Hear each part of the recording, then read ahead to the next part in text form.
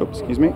Really just happy with the way they're working, and we really stressed in terms of getting to the ball and everybody chasing and putting that high level of effort on tape. So that's really been the starting point for what we're trying to do. So that's been good, and we'll go from there. We'll clean up the mistakes as they keep coming. But I've been happy with the work ethic and the effort we've seen so far. We saw the picks today from X, but yeah, we caught them.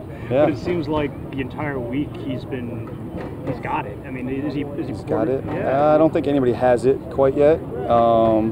Obviously, he's made some plays, which we're happy for. Again, another sort of point of emphasis for us is taking the ball away, and he's been getting his hands on balls, I think for us with X, it's just continuing that high level of play and keeping the consistency. You know what I mean? He can't kind of get lazy with his techniques or get bored. And he hasn't been. We've been really pressing him to stay competitive and play and play out. A lot of times with X, sometimes it's when he's on the backside of things and he's not getting action, and he kind of gets a little bored with what he's doing. So we're trying to stress the consistency of playing and play out, no matter where the ball's coming to you or not. That you got to play your techniques right, and he just happens to, when the ball's been thrown his way, he's been in good position to make some plays, which obviously will be a good boost for our defense if that continues. I'm sorry to cut That's you off. okay. Is consistency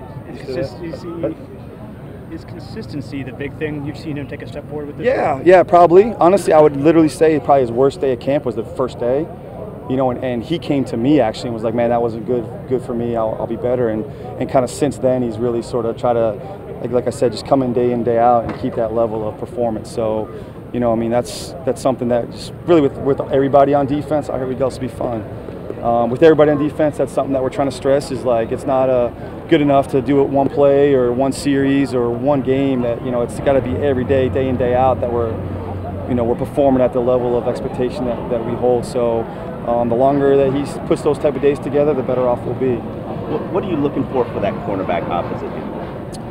The same. Honestly, just I think all that group of guys that we're working on the other side across from X have had their days and have had their not so good days. So we're rolling those groups and we're trying to see what the best combination of guys are too. Sometimes guys working together and communicating together.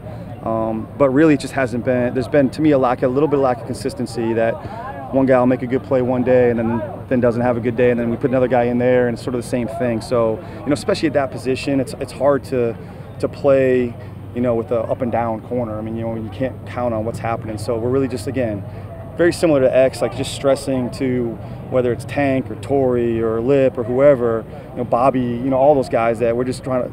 We have to get that level of consistency, play in, play out, because then, as a coaching staff, you can know what you're working with. If you know what you're getting every play, then whatever our calls are going to be or, techniques that we're using, then we can kind of work with. But if you're not sure what you're going to get every play, then you kind of puts us in a bind. So if we get those guys, we want one of those guys to really step up and get to that level where it's every play is the same thing we're getting from them. Do you play a different style with each of those corners? Well, again, I think Tank and Lipid. I think it's just that every player, not just at the corner position, but they have their strengths and weaknesses. So there may be a technique that's better for Tank than for Lip, and they're different body types and Torrey and those guys. So I think, there's some times where we would play different techniques or teach a different way to get to the same spot than with different guys. So, but within each of those sort of techniques, they've got to be consistent, when what we're asking them to do. So,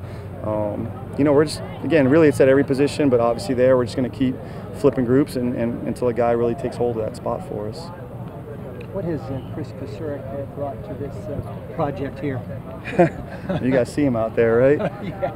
Yeah. You hear him. It's hard not to. Chris is an energy bringer, energy giver. I've worked with Chris for a long time, and we worked together in Detroit, and went through some tough seasons together, and kind of, I know, our little forged in the fire sort of thing. Chris and I were forged together. We had our offices right across the hall, and there's a really innate level of trust for myself with him and what he brings. I think he's a very demanding coach, but the players respond to it. They see that he cares. They see he's passionate about what he does. He's passionate about D-line play and about what his beliefs are and the level of play he expects from them. And so he's demanding, but I think all the players respect the passion that he brings to the table. So it's been fun to have him out here. I gotta watch where I stand in the field sometimes with him, because I forget sometimes he's right here and I get an earful. But you know, so just the energy and the passion and the level of expectations he puts in that room. Is that a particularly good match for that position? Yeah, I think so. Yeah, you know, I mean, people might get mad at me for saying this. I think the bigger you get, the more motivated you got to get from somebody externally. Okay. Maybe that's the best way to put it. So, right. you know, so I think, like, you know, he knows, and it's hard on him. I mean, it's hard for him to come out day in and day out and do that. And I always used to say with Chris, you know, people sometimes would see him at, you know, pro days or just at a local workout and you know, in the draft stuff, and they think it's an act, and it's not. I mean, that's just how Chris is. That's who he is as a person. That's what he is when he steps in the building at, you know, 6:30 every morning. And so, you know, I think it's hard on a coach to be that way every day. So, you know, I think, but yeah, with that group, sometimes it takes a little bit extra yelling and pushing, and it's a good group to pair up with. We're him. impatiently waiting to see the three safeties on the field Are you together. patient? No, I'm not really patient. Okay. But when do you have to practice that? I don't have to do anything. You don't have to, yeah? Yeah. Look, we're mixing the groups, so really what you're probably not seeing is, you know, we can, you know, we're repping guys at different spots, but maybe not all together, if that makes sense. So there may be times where there's only two safeties on the field, but one of them's playing a spot that they'd be playing when there are three safeties on the field, if we're going to do something like that, really, you know. So what we're really trying to do right now, and, you know, it's tough with just splitting reps, that we're just trying to cross-train really all three of those guys at multiple spots. You know what I mean? So when the time does come, they've gotten the work at whatever spot they're going to end up in. You know what I mean? So we're just rolling groups. There's been a few snaps where we have them all out there together, and there's sometimes where we only have the two. But like I said, where maybe Minka's playing a different spot than he would be in another situation. So again, this time for us is just trying to find out how versatile all those guys are, and, you know, what the best alignment is for all three of them. So when the time does come, then we say, all right, let's do this together, that they've gotten the rep at those techniques or those spots or whatever it is. So I don't feel pressured right now to, like, oh, we got to get this package out of this group. We're really trying to work it within the confines of our base defense. It's only been 1 week, you know, so we're really trying to just within our defense get those guys that work at those spots. So when we start trying to get a little bit more exotic and a little bit more kind of tricked up, that they've actually gotten the reps at those skill sets that we're going to ask them to do. So how have you seen in terms of the chemistry between TJ and Rashad? It's been great, man. I think TJ's been probably one of the pleasant surprises. I mean, Rashad has been very good. Obviously, he's got his hands on a lot of balls too, but I think TJ's been a pleasant surprise at camp. He's shown some range in the back end. He's made some plays down the field. And I think Coach Oden's done a really good job just with the whole group in terms of the communication. So that, to me, if you start with the communication aspect, then the camaraderie builds and the rapport builds between those two guys, because now they're always talking to each other, right? And so whether it's TJ and Rashad or Minka and TJ or whoever, Walt's been back there, all those guys that you start with them having to communicate and forcing that communication. Well, now it just starts becoming second nature. So, you know, I think there's a level of respect from TJ and Rashad in terms of what they've accomplished in this league so far. So I think it's just been a pretty natural rapport for those guys. So it's been good. That whole group's been talking better and really just kind of fitting and gelling a little bit together. Thanks. Certainly. Tackling technique. Yeah. Do players come in from college having that stone cold down, or is this something you've got to start over with normally? No. No, they you want don't. to expand on that? Yeah, no, I mean, we don't have it stone cold down, you know what I mean? I mean, I think that's everything we do is organic, you know, and it's a work in progress. And, you know, I think the good thing about where the country is going in terms of tackling and what at every level the emphasis is on in terms of keeping the head out of it and keeping the eyes up. So they're hearing similar things at every level of football nowadays. So it's not that we have to break them down and just destroy bad habits, or at least what they've been being coached to do. So, but you know, it's again, it's organic. It's an ongoing process. So certainly every day that we have full pads on, we practice tackling and we talk about it. And you know, I know there's been a lot of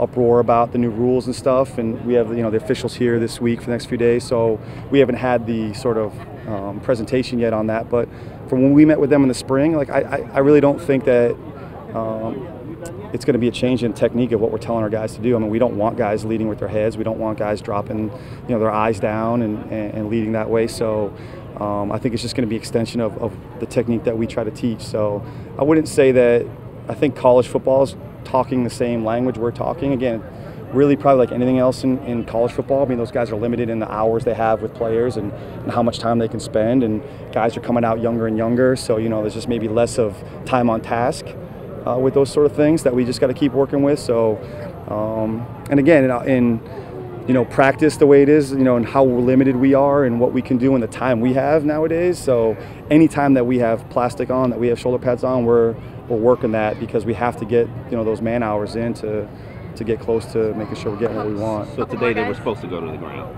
Well, so when we have full pads on, Adam will call some live periods. Okay.